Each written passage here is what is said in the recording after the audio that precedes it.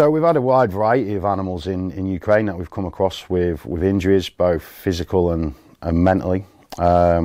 Generally the animals in the mental state is quite bad when we collect the animals because of all the loud bangs, obviously the bombs, the small arms fire, the destruction.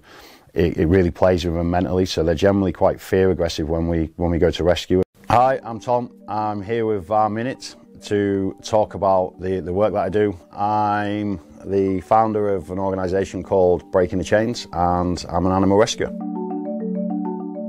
At the age of 16, I joined the British Army, where I served for 17.5 years. Unfortunately, my career came to an end when I was diagnosed with complex PTSD, and it was an animal named Gypsie, a blind Springer Spaniel, who was also an ex-serviceman. So he was a military working dog, and Gypsie, through the love and compassion that he gave, saved my life and set me on the path that I am now.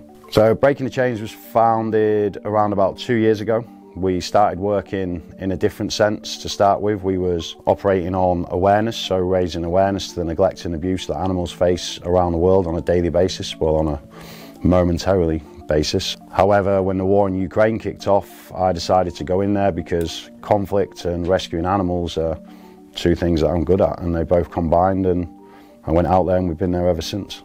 I decided to create this organisation because I wanted to give to animals what animals gave to me, and that's a chance at life and being able to hopefully live in a world full of peace and love and give them what they deserve and what they give to humanity on a daily basis. My organisation was founded by me, but it's not. Every animal that we save and every action that we do is because of Gypsie. I haven't saved these animals, Gypsie did. I haven't made the impacts to the humans' lives, Gypsie did, and that's the beauty of it. And how one dog can create such a difference and make a huge impact is phenomenal.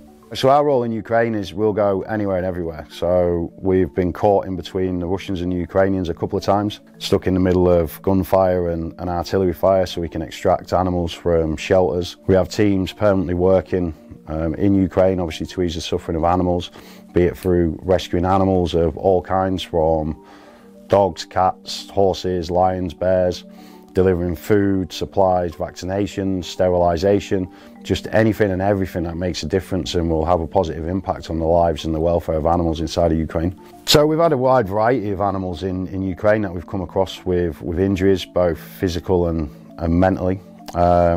Generally the animals in the mental state is quite bad when we collect the animals because of all the loud bangs, obviously the bombs, the small arms fire, the destruction.